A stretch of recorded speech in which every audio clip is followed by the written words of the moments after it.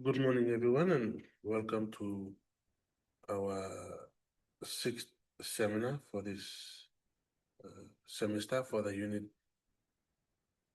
PG 420, International and Regional Security.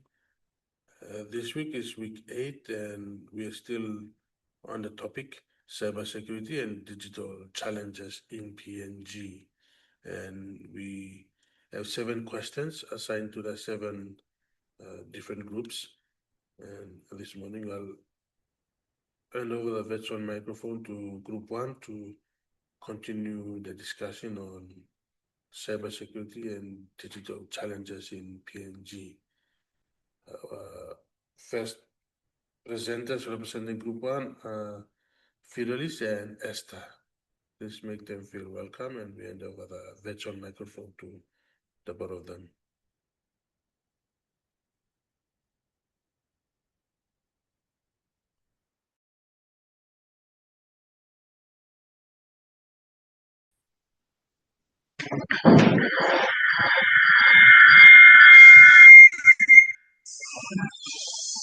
Okay, good morning, Mr. Once again.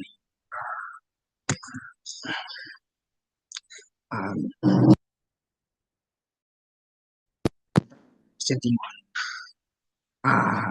question 1 of the statement of today, which reads, Ige highlighted that cybercrime victimization increased sharply from 2016 to 2021 and argues that this trend will rise as PNG internet users by 1 to 2% annually. So, however, our question is how does this trend turn cybercrime into a national security issue for PNG, not just an ICT issue, and what sectors in Papua New Guinea are more expand. So I will be discussing brief overview of the statement itself, while my co-presenter will be responding to the question. So to start our presentation, again, I want to highlight the critical context behind our research. According to findings by Dr. Olubega Iga, cybercrime victimization in Papua New Guinea saw a sharp spike between 2016 and 2021. With our internet user base growing by 1 to 2% every year, this isn't just a temporary trend, it's an escalating transaction. So the intent of our inquiry today is to move beyond seeing cybercrime as a simple IT problem and instead examine it as a fundamental threat to our national stability. So my co-presenter will be now take you through our finding on how this trend impacts our national security and which specific sectors are currently most at risk. Thank you.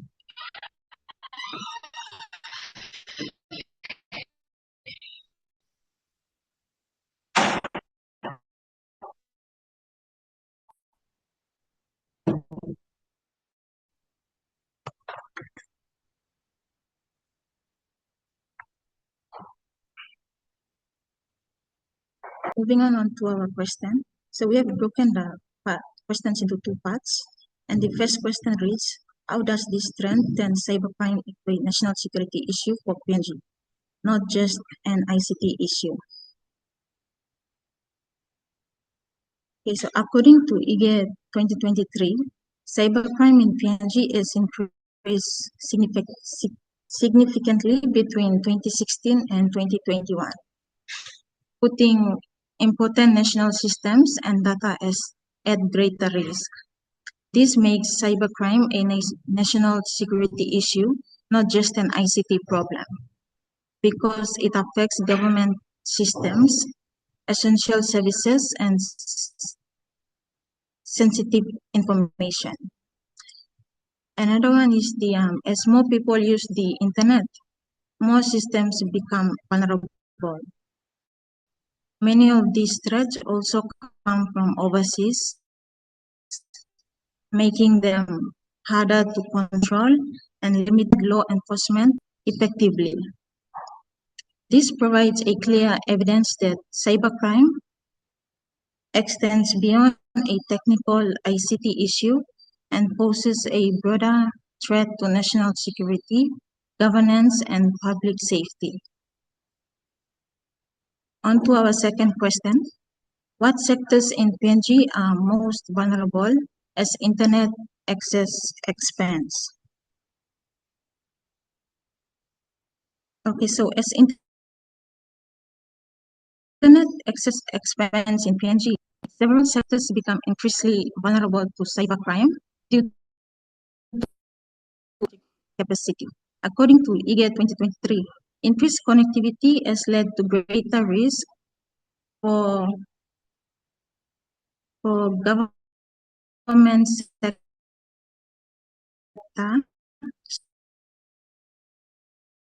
such as data breaches and cyber attacks.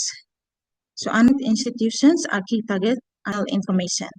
Another one is many users, especially new internet users, may lack awareness and are more likely to be targeted.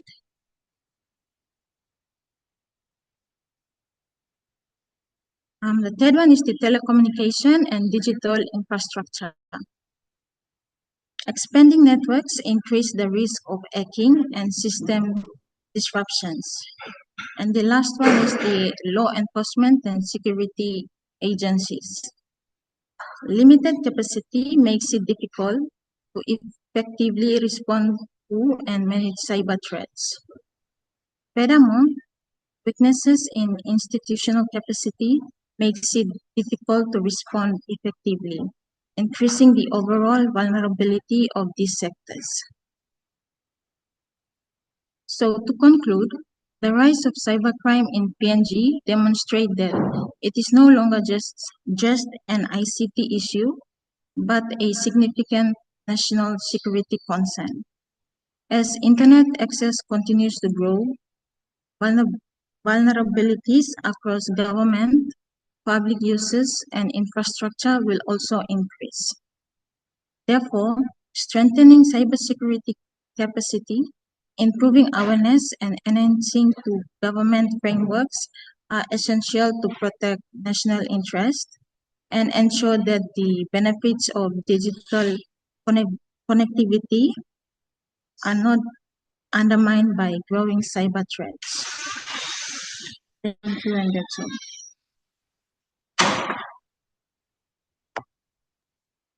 Well, thank you very much, Group 1, and thank you, Fidelis and Esther, for representing your group. If you have any questions, comments for Fidelis and Esther, you can share in our Moodle discussion forum for this week 8. Let's move on to the next group. Next, we have Group 2, and Group 2 will be represented by Fiona and Theophilus. So Fiona and Theophilus, the virtual microphone is yours. Please go ahead with your presentation for this morning.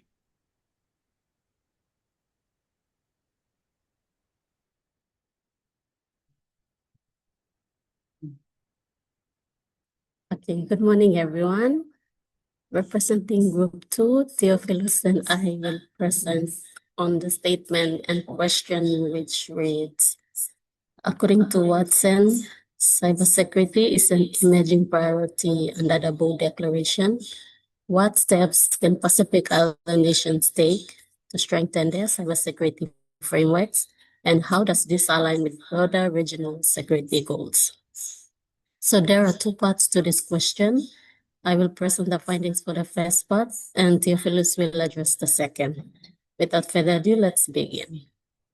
According to the Boe Declaration, cybersecurity has become an emerging priority in the Pacific region due to the rapid growth of digital connectivity and the risk associated with it, such as cyber attacks and online crime. Before answering the question, it is important to understand what is meant by cybersecurity frameworks. So cybersecurity frameworks refer to policies, laws, institutions, technical systems, and cooperative mechanisms or tools that countries use to prevent, detect, and respond to cyber threats. So back to the question, what steps can the Pacific Island nations take to strengthen these frameworks? Pacific Island nations can, one, develop comprehensive national cybersecurity policies. This provide a clear framework for how governments prevent, manage, and respond to cyber threats at a national level. For instance, countries like Samoa and Vanuatu, they have introduced national cybersecurity policies to guide their responses. Yeah, that is developing comprehensive national cybersecurity policies. The second one is strengthening cybercrime legislation. This ensures there are legal consequences for offenses such as hacking, fraud, and online abuse, while guiding law enforcement responses. For example, Papua New Guinea, we introduced a cybercrime law in 2016 to address issues like online abuse, hacking, and digital fraud. That is strengthening cybercrime legislation. The third one is establishing well-resourced computer emergency response teams, or CRTS. These teams, they monitor cyber threats, detect attacks, and respond quickly to incidents to minimize damage. For instance, countries like Tonga, Vanuatu, and PNG, they have CRT, or computer emergency response teams, in place to look into those issues. So although others are still developing them due to challenges like limited funding. Moreover, Pacific Island countries can also enhance regional cooperation through initiatives such as the Pacific Cybersecurity Operational Network. This improves information sharing and coordination, allowing countries to respond more effectively to cross-border threats. For instance, the Pacific Cybersecurity Operational Network, it enables Pacific countries, Australia and New Zealand to share cyber threat information and strategies. So it's like working cooperating to deal with cybersecurity issues. Another one is investing in capacity building. This involves developing the skills and expertise needed to effectively manage cyber threats. Another one is improving the security of critical infrastructure, such as undersea cables and data systems. These are essential for communication, but are vulnerable to both physical damage and cyber attacks. So for instance, protecting internal cables like the Coral Sea cable from damage or interference, that is improving the security of critical infrastructure. And the last one is promoting public awareness of online safety. This helps individuals understand cyber risk and adopt safe online practices. For example, educating people about cyberbullying, scams, and safe internet use as more people go online. So all of this I just mentioned are steps that are important for preventing, detecting, and responding to cyber threats, and for strengthening overall cybersecurity frameworks. So in short, just to summarize, the key steps include developing cybersecurity policies, strengthening cybercrime laws, establishing computer emergency response teams, improving regional cooperation, building technical capacity, securing infrastructure, and promoting public awareness. Yes, these are the steps. So thank you. I will now hand over to Theophilus to address the second part of the question.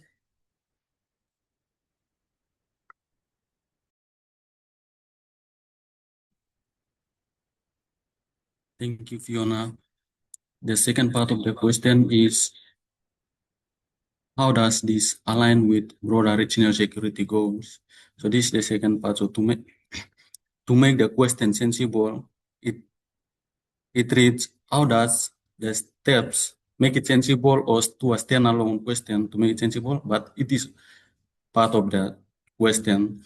How does the steps taken by Pacific Island nations to strengthen the cybersecurity frameworks align with broader security goals?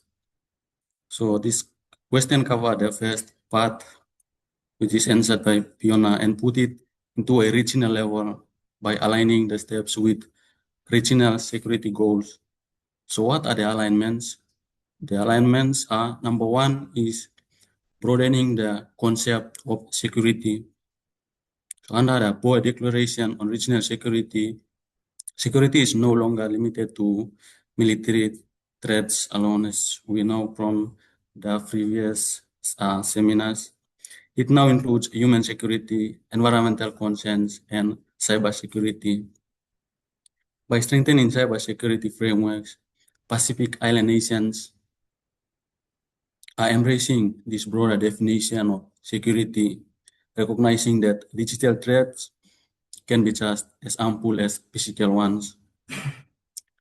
The second alignment is safeguarding national sovereignty. Cybersecurity plays a critical role in protecting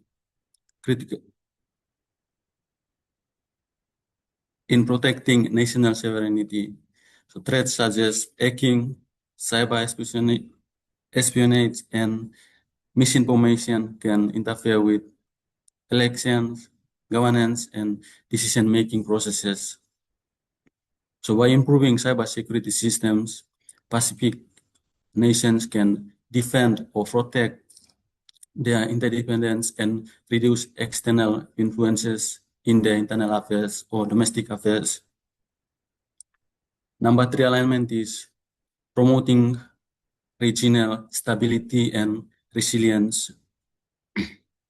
Cyber threats do not respect national borders. They are transnational in nature, and this is in line with Buchan's definition of security. And I quote, "Security does not respect borders." This is why cooperation among members of the Pacific Islands Forum is essential. Strengthening cybersecurity frameworks continue to regional stability by enabling countries to share information, respond collectively, and build resilience against common threats. And number 4 alignment is supporting sustainable economic development. A secure digital environment is essential for economic growth. Cybersecurity enables safe online banking, e-commerce, and digital government services. By protecting these systems, Pacific Island nations can build trust in their economies and support long-term sustainable development. Well, speaking about banking and e-commerce, just reflect on the event that became a history in PNG, the Black Wednesday. It is an example of a disadvantage of not having a secure digital environment. And number 5 alignment is reinforcing the Blue Pacific identity. So by strengthening security reflects the shared values of the Blue Pacific visions. It emphasizes unity, cooperation, and collective responsibility among Pacific nations. By working together on cybersecurity, these countries or these Pacific Island countries strengthen not only the individual systems, but only the regional identity and solidarity. So in conclusion, each step taken by Pacific Island countries is crucial for internet safety and security domestically as a nation and internationally as a state. To safeguard the digital state of these times, security is paramount, and a platform that keeps national digital information safe from exposure or vulnerable to hackers. And to the whole region where lands are connected by one Pacific Ocean, how can all these undertaken steps by each nation be supported regional security? That is through the 5 security guidelines or alignment I have presented. That is all from Group 2 representative, and thank you, everyone. Okay, thank you, Theophilus, and thank you, Fiona, for sharing with us the regional picture based on what Watson has wrote in the article.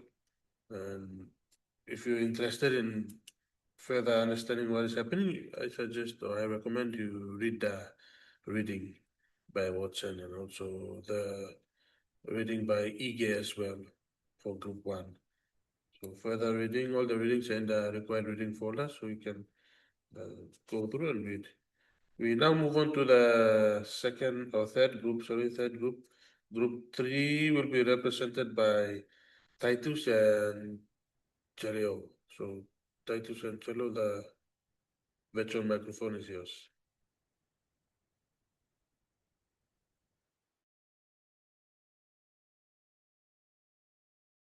Good morning, Mr. CA and CA Force and PG Force. On behalf of Group 3, me and Clever will represent and present on behalf of Group 3. So, without further ado, we just move straight into the presentation. So, our statement and the question reads: Ige argues that cybercrime laws created in the analog era are no longer effective, and PNG Cybercrime Code Act 2016 lists offenses such as hacking, identity theft, cyber extortion, and cyber harassment. So, how effective is PNG's current legal framework in deterring cybercrime, and what gaps remain in enforcement capacity that could undermine public trust in the state? So we come up with, there's two questions there that we are going to answer those answers. So first one is, how effective is PNG's current legal framework in deterring cybercrime? And the second one is, what gaps remain in enforcement capacity that would undermine public trust in the state? So I'm going to answer the first one, and Leo will going to answer the second one. So move on. How effective is PNG's current legal framework in deterring cybercrime? So firstly, we will look at the effectiveness of PNG cybercrime legal framework. So the Cybercrime Act 2016 was the only law addressing cybercrime offenses in PNG. So cybercrime offenses are like data interference, electronic fraud, identity theft, cyber extortion, cyber harassment, child online grooming, and defamatory publication. So offenses and penalties. So this Act seeks to deter offenses and penalties in the same way as the traditional crime act in the past. So when this act came into existence, it became the fundamental practice for online jurisdiction, which will deter and prosecute the online offenders. However, in some instances, these laws and acts cannot be effective in deterring and prosecuting the online offenders. This typically states that laws and acts are for the contemporary, as we are in the era of technological advancement. Also, in many countries with recently enacted laws, compliance and enforcement actually reducing their practical deterrent effect, according to Ige 2023.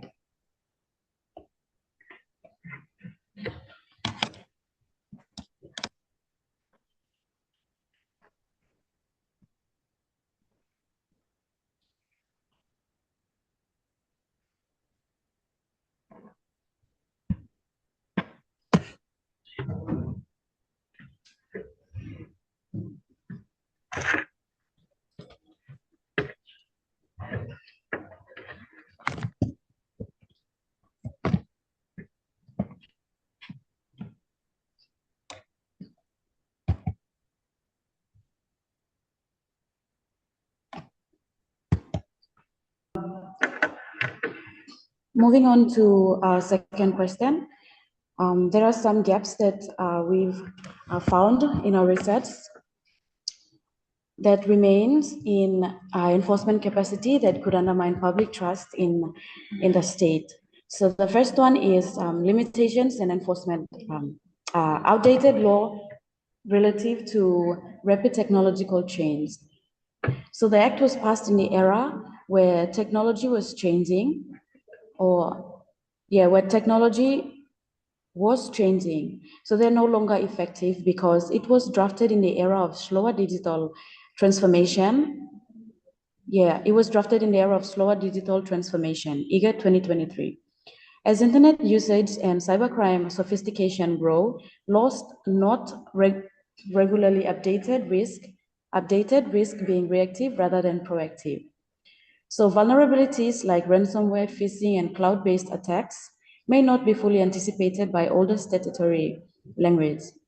This aligns with broader global findings that cybercrime laws are more effective when supported by strong enforcement capacity and international cooperation, coming in others 2025.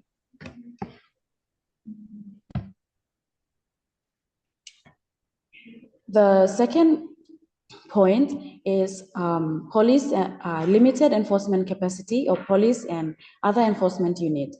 There is also an enforcement gap in the legal framework in which it needs the capacity of the institutions to enforce and make it effective. Therefore, this enforcement is heavily dependent on PNG Royal Constabulary, PNG RC, and other enforcement units.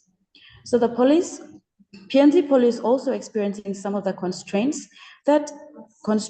and low in capacity, which added more hindrance to the investigation and prosecution of offenders. However, fragmented institutional arrangements in PNG often delay investigations and reduce response effectiveness. Effectiveness. Ige 2023. Ige 2023, further supported by Coming and Others 2025, cybercrime often involves offenders operating outside PNG's borders, yet international cooperation mechanisms remain limited, reducing the state's ability to prosecute transnational offenders effectively.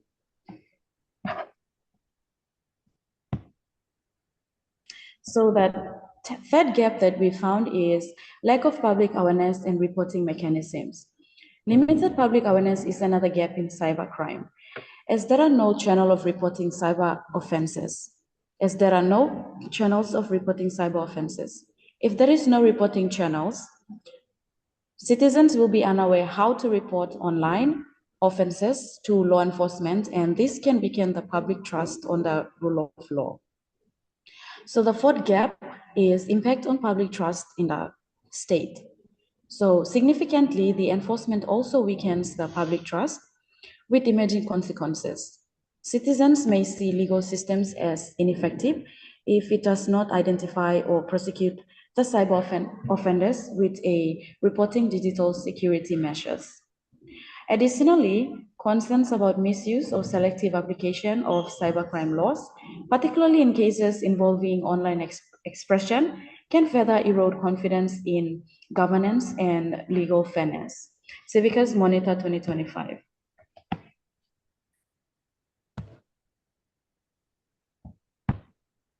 So on to our conclusion. PNG Cybercrime Act is a legislative foundation focusing on addressing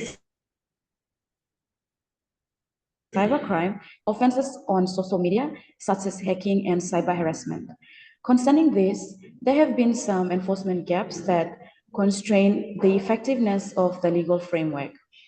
All in all, there have been some collective issues that have weakened the effectiveness of the legal framework, which in turn declines the state's ability to manage cyber threats. And that's all, and here are our references. Thank you so much, Mr. Yagera and class. Okay, thank you, Cello and Titus, for representing your group number 3. We now move on to the next presenters. Emmanuel and Marshall representing group 4. Virtual microphone is yours. Emmanuel and Maxwell, please go ahead.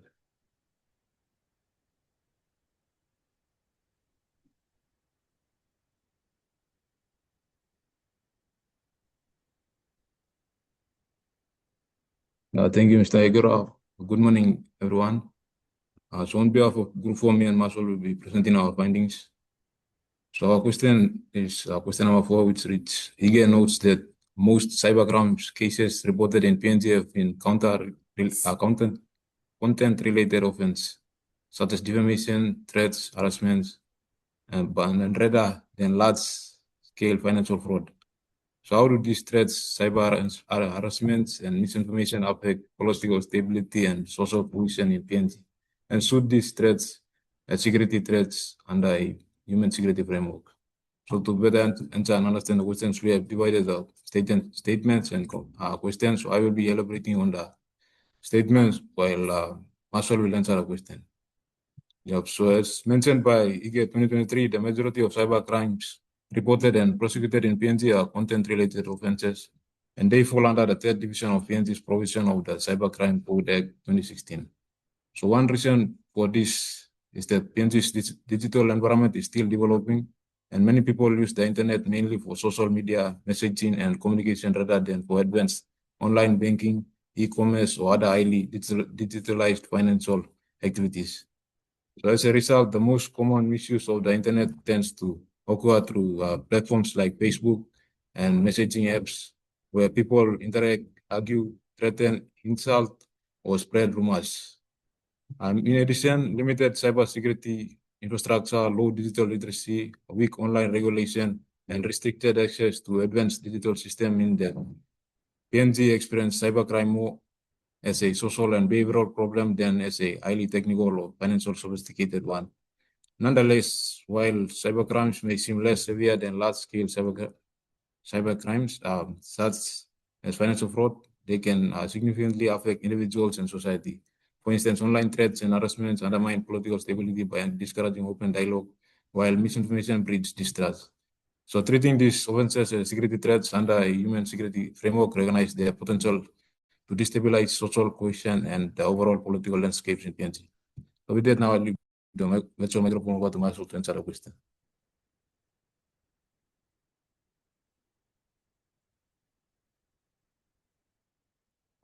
Thank you very much, Manuel. Good morning to everyone once again. So before I move on to answering the question, this question was broken down into two different sets of questions, in which the first question will be on how online threats, cyber harassment, and misinformation can affect political stability and social cohesion in PNG. And the second question will be on whether these threats should be regarded as security threats or not under the human security framework. So without further delay, I may now move on to answer the first question. So basically, there are so many ways that online cyber-related threats like cyber harassment and misinformation can negatively affect both the political stability and social cohesion in PNG. In PNG, there are a lot of previous cases that have caused political stability and social cohesion, which have been stated in a research paper written by Benga Ige concerning the trends of cybercrime from 2001 to 2021. However, to answer the question, political instability can take place over misinformation shared online against a political figure without his or her consent. Such practices can tear down the trust that his or her people have in him, as well as the party that he or she associates with. Such incidents occur due to factors or online threats like defamatory publication, unlawful disclosures, spam, and so forth. With such online cyber threats, it can lead to political unrest, as well as a vote of no confidence and demotions of one position. Social cohesion, on the other hand, can be negatively affected by practices like child pornography, cyber harassment, cyberbullying, cyber attacks, and so forth. Moreover, in Papua New Guinea, we have seen a lot of social issues like fighting, killing, suicides, and others have occurred continuously due to online cyber threats. These cyber threats have disrupted and fragmented social cohesion leaving societies with nothing but hatred, mayhem, jealousy, and disharmony. Once the social cohesion is disrupted, there'll be disrespect and disobedience among the parties involved.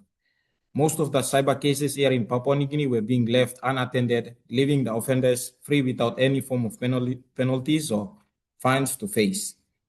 We'll now move on to answering the second part of the question, which was asked as to whether we should regard these threats as security threats under the human security framework or not. So yes, these threats can be deemed as security threats under the security framework, given the fact that the military threats should not only be regarded as a security threat, but also other threats involve personal security threats, political security threats, and community security threats. Therefore, by looking at the cyber threats mentioned above, they have covered everything under the security framework, ranging from military threats all the way to personal security threats. Thus, all these online threats can now be categorized as security threats under the human security framework. With that, thank you very much, and this brings us to the end of our presentation. Thank you. All right, thank you, Emmanuel, and thank you, Marcel, for representing Group 4. A good case study is the Goldie PNG defense training. Unfortunately, the person was in the video was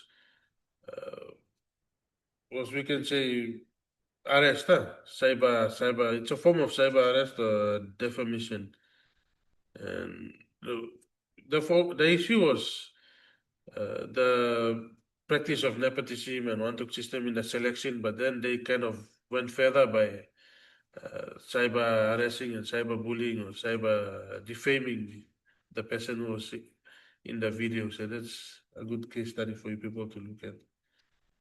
We will now move on to Group 5, represented by Cheyenne and Elizabeth. Please, Elizabeth and Cheyenne, go ahead. The virtual microphone is yours.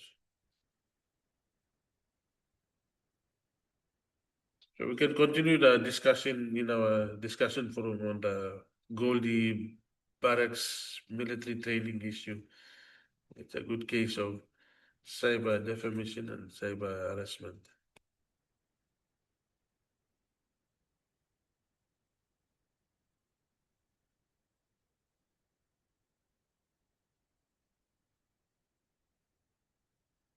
Okay, now we listen to Group 5, Diane and Elizabeth.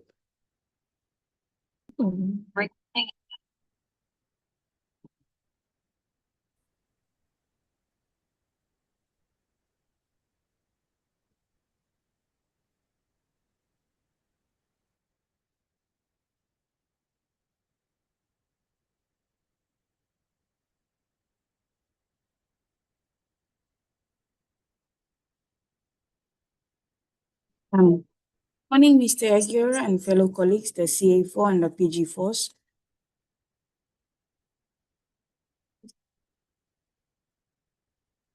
Okay, moving on to our presentation, the statement and the question that we got with Watson identifies trends like urbanization and cyber. Pardon me.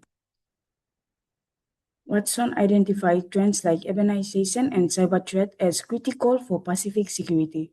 How should national and regional security strategy adapt to address these evolving issues? So for our presentation, we have 10 slides.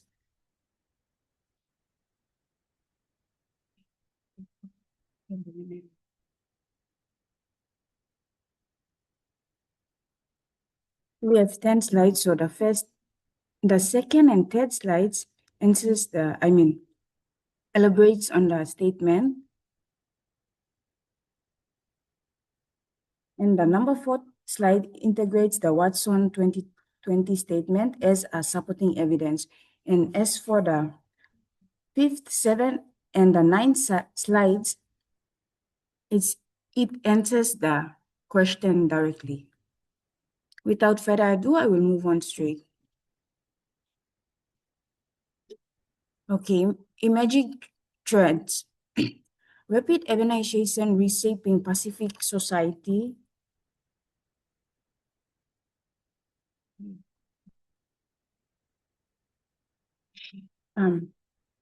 Rapid urbanization reshaping Pacific society. That's according to Watson 2020. And cyber threats targeting critical infrastructure, according to Papua New Guinea Ministry of ICT 2021, and the climate change compound vulnerabilities.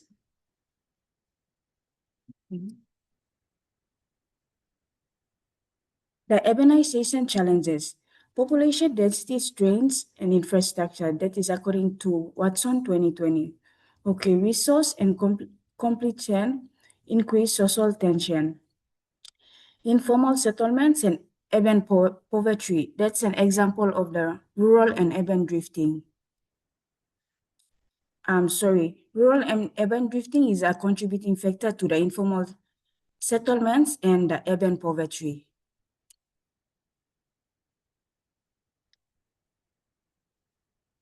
Cyber threats. Okay, growth in the cybercrime and digital fraud.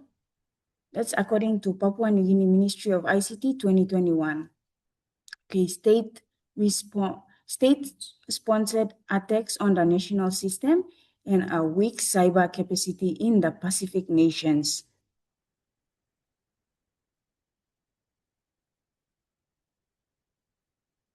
Strategic and adoptions. Okay, urban resilience, smart city planning, disasters, and preparedness. That's according to Watson 2020. And cyber defense, National Cybersecurity Agency, and the PNG set or the CSOC. That's according to Papua New Guinea Ministry of ICT 2021. And legal frameworks for our cybercrime prevention. Okay, now I will hand over the virtual mic to Elizabeth.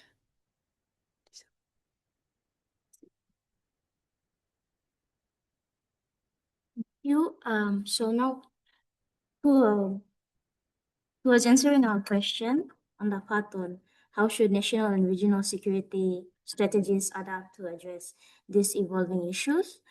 Well, firstly, we have a way in which we can adapt to national and regional security strategies that can adapt. One way is through regional cooperation. So there should be collective security initiatives. That's according to Watson 2020. And then there's also intelligence sharing and joint cyber exercises. That's where where at the regional, pardon me. So yes, so at the regional level, there should be collective security initiatives where multiple countries will work together to maintain peace and security on the idea that a threat to one country is a threat to all. So on the point on intelligence sharing and joint cybersecurity, a single country or state may lack necessary information and resource to address cybersecurity threats. Thus, intelligence sharing and joint cyber exercises are vital. And the third point, leveraging Pacific Island Forum and PASM or the Pacific Cybersecurity Operation Network. So that's according to Papua New Guinea Ministry of ICT 2021. Moving on, so to our policy recommendation, we have 4 main points. First one, integrate advanced technologies in urban planning, governance reform for agile decision making, public-private partnership in cybersecurity, and lastly, education and training for local capacity building. So here's an example of newspaper case study showing urbanization and cybersecurity threats, how cybersecurity threats are reshaping security. So first one, on cybersecurity and surveillance, we have the case study of where The Guardian reported that hacked data revealed US Homeland Security's AI surveillance ambitions, including automated airports monitoring and geospatial heat maps of emergency calls. where this illustrates how advanced surveillance technologies are being deployed globally, both raising security and ethical concerns, according to Wilson 2026. To the second example, case study. The case study is taken from Guardian, where Guardian highlighted how AI-led mass surveillance in Nairobi was used to monitor urban protests, reflecting how rapid urbanization and technology intersect with governance and security. So this demonstrates risk of urban density combined with digital monitoring, which is relevant to Pacific cities facing similar pressures. That's according to Ahmed 2026. I leave it back to Cheyenne to conclude.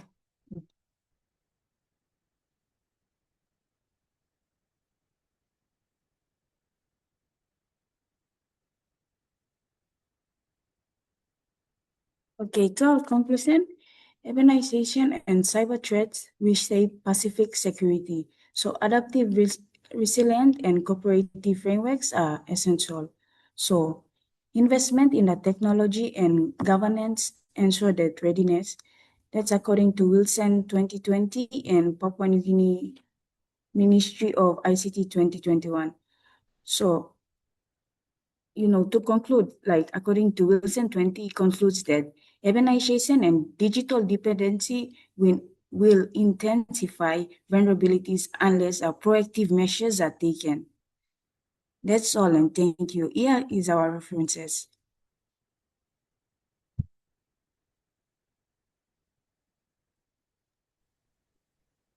Okay, thank you, Cheyenne and Elizabeth, for representing Group 5 and for sharing with us your answer to the assigned question. So far, very interesting answers from our group representatives who have presented. So if you have any questions, comments, please note it down and we'll further the discussion in our discussion forum for this week. Our next presenters are Dalel and Gabriela, and they're representing Group 6. So Dalel and Gabriela, please go ahead. The virtual microphone is yours.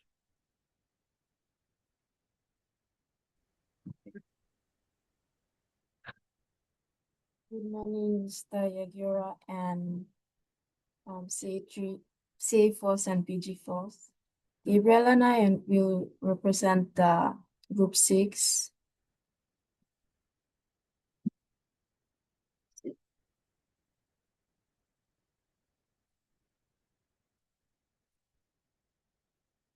Sorry. So Gabriel and I will represent Group 6 and will present on the statement and question. Ige argues that PNG needs a coordinated national cybersecurity plan and recommends aligning institutions such as PNG CAT, the PNG National Cyber Security Center, and our PNGC Cybercrime Unit. Why is coordination across agency essential for cyber defense in PNG, and what institutional barriers could block implementation? So according to digital government, cybersecurity is critical to enable safe and secure delivery of digital services. The government of PNG could adopt certain strategies to outmaneuver cyber criminals and terrorist groups targeting the PNG citizenry. So Ige argues that the PNG needs a coordinated national cybercrime security and recommends 3 institutions: the PNG National Cybercrime Security, or NCSC. So the digital government also stated that PNG National Cyber Security Center protects critical information infrastructure, monitors and responds to cyber threats, provide guidance on cybersecurity, and promotes awareness of risk and best practices. The NCSC is vital for safeguarding PNG's digital assets and promoting a secure digital ecosystem. A second institution, the Royal Papua New Guinea Constabulary. So Ige stated that cyberspace policing is the use of police in the real world to secure human beings that transact different activities in cyberspace and tackle criminality and ill social behaviors in the online or virtual world. The cybercrime unit of the Royal Papua New Guinea Constabulary is now collocated with the Department of Information and Communication Technology and are working towards a partnership to improve the coordination of cybercrime matters with DICT, telco operators, and various enforcement agencies. And the last institution is the PNG Cyberspace Asset Recovery Team, or PNG CAT. So another component of the action plan that PNG can adopt to tackle this occurrence is another component of the action plan that PNG can adopt to tackle crime occurrences in cyberspace is to constitute the PNG Cyberspace Asset Recovery Team. A model called the Recovery Asset Model was developed and used by the United States International Crime Complaint Center to connect law enforcement agencies and financial institutions to support statistical and investigative analysis. And so the PNG government can develop or replicate this model. So once a complaint is logged through the Crime Complaint Center, it is recorded in the PNG Cyberspace Police database. Thank you. And now Gabriela will answer the question. Thank you, Dalel. Now to answer the questions, the first part of the question is why coordination across agencies is essential for cyber defense in PNG. Now, according to Ige's 2020 findings, they found that PNG will be more interconnected in the next few years. So with the increased connectivity, PNG need adequate planning and measures for cybersecurity because internet users may become vulnerable to cyber scammers. And that is to align to streamline these organizations to enable the government to have a robust national cybersecurity plan in place for the country. Now, there are 5 main importance of the coordination. The first one is unified, PNG to have a unified response to cyber threats. Cyber threats are complex and often cross multiple domains, so coordination ensures a unified and efficient response to mitigate risk and address incidents effectively. The second one is resource optimization. Collaboration among these agencies will allow for pooling resources, expertise, and technology, and reducing redundancy and maximizing efficiency. The third one is comprehensive cybersecurity strategy. A coordinated approach enables the development of a robust national cybersecurity plan that aligns with PNG's unique cultural and geopolitical context. The fourth one is cross-border collaboration. Given PNG's proximity to Australia and its increasing interconnectivity, coordination is crucial for addressing transnational cyber threats and securing said cyber infrastructure. And the last one is public awareness and education. Coordinated efforts can enhance public awareness campaigns and cybersecurity education, reducing vulnerabilities among PNG's growing population of internet users. Now to the second part of the question, which asked for the institutional barriers to implementation. There are several institution barriers, and the first one is capacity constraints. PNG faces challenges in technical expertise, infrastructure, and resources required for effective cyber defense. So, limited access to secure internet service and skilled personnel can hinder implementation. The second barrier is mandate overlap. The activities of these organizations may overlap, leading to inefficiencies and confusion in roles and responsibilities. The third barrier is funding limitations. Adequate funding is necessary to establish and maintain cybersecurity infrastructure, train personnel, and implement policies. So budgetary constraints could impede this progress. And the fourth barrier is political will. Effective implementation requires strong commitment from political leaders to prioritize cybersecurity and allocate resources. Lack of political will can delay or obstruct necessary actions. The fifth barrier is legal and policy gaps. Existing laws such as the Cybercrime Code Act 2016 may not fully address the evolving nature of cyber threats. So updating legal frameworks and policies requires time, expertise, and political consensus. And the last barrier is cross-jurisdictional challenges. Cybercrime often involves actors across borders, making international cooperation essential. Political tensions or lack of agreements with neighboring countries could hinder collaboration. Now, to conclude, addressing these barriers requires a strategic approach, including capacity building, clear delineation of agency roles, adequate funding, and fostering political commitment to prioritize cybersecurity as a national agenda.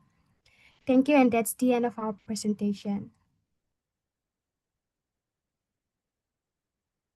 Thank you, True, Dalil, and Gabriela, for your time and for sharing with us your answer to the assigned question on behalf of Group 6. Thank you.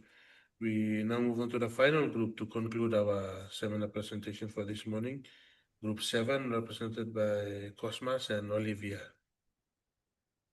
Once again, if you have any questions, comments for all our presenters for this morning, share in our discussion forum for this week so we can discuss further.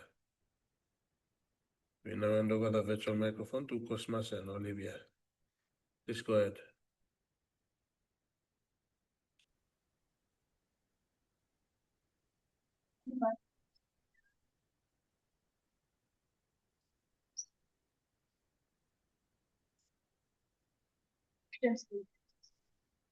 Proposals and actions and cyberspace policing in PNG cyberspace. Drawing lessons from international.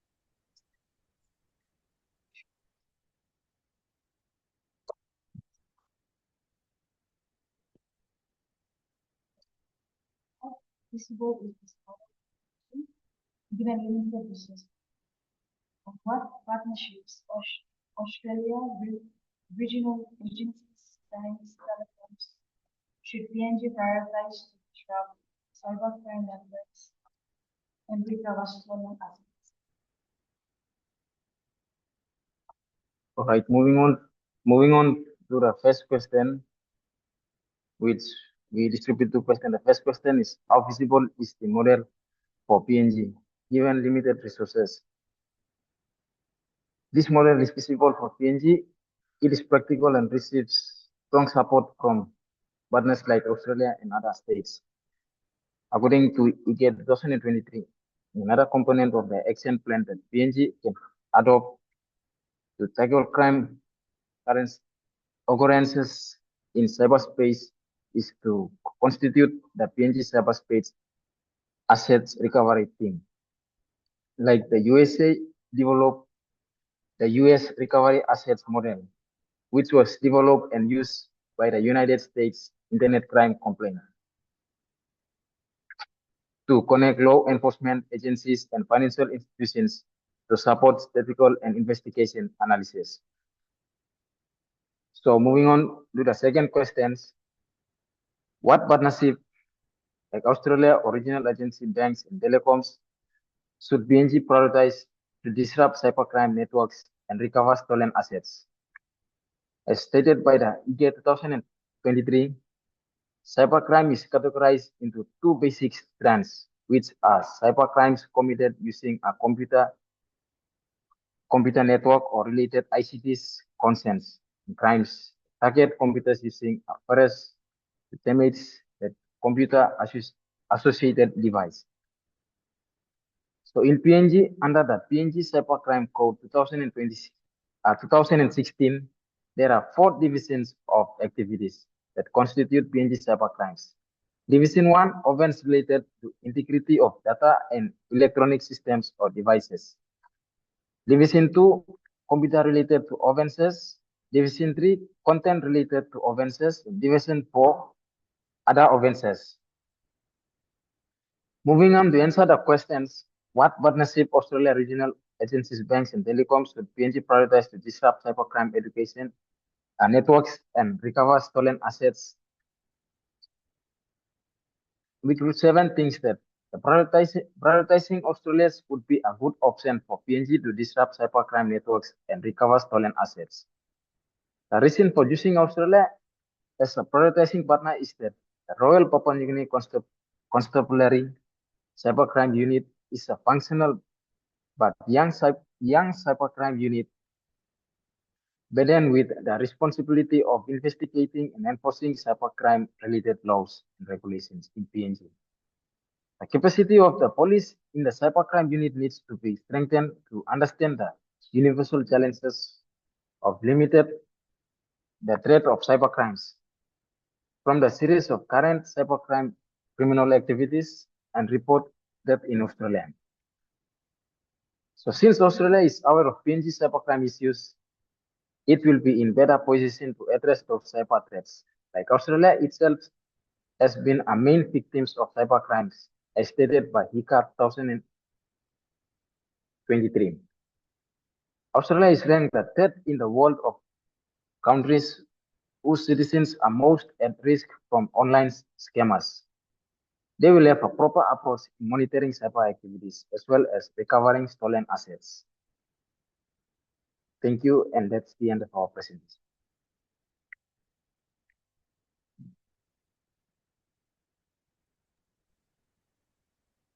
All right, thank you very much, Cosmas and Olivia, for representing your group.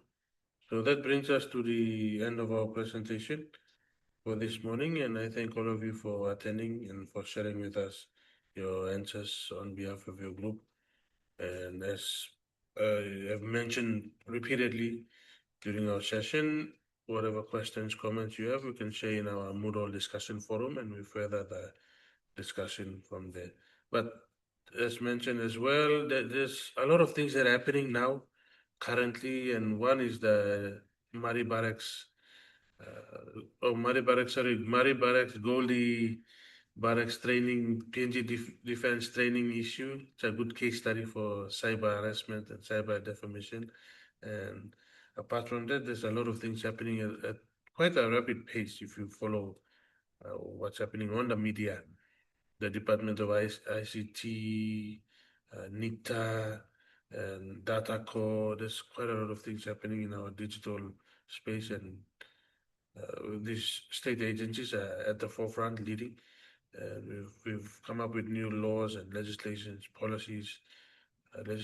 policy that are rapidly changing the digital space. So cybersecurity is now definitely a really big issue. So I hope all of you will monitor and continue to analyze and see how it will impact our society and community.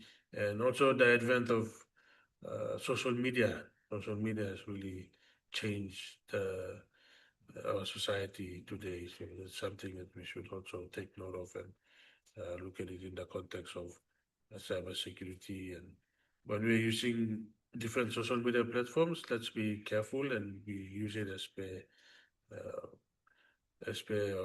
according to our laws and our policies, and we respect other people's privacy and other people's private lives.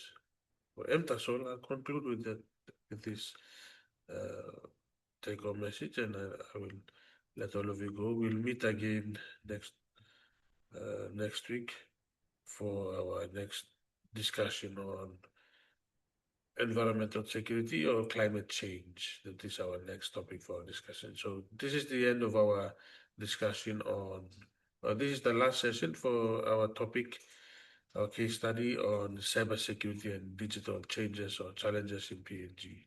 So thank you, everyone, and we look forward to the next seminar presentation. And that's all.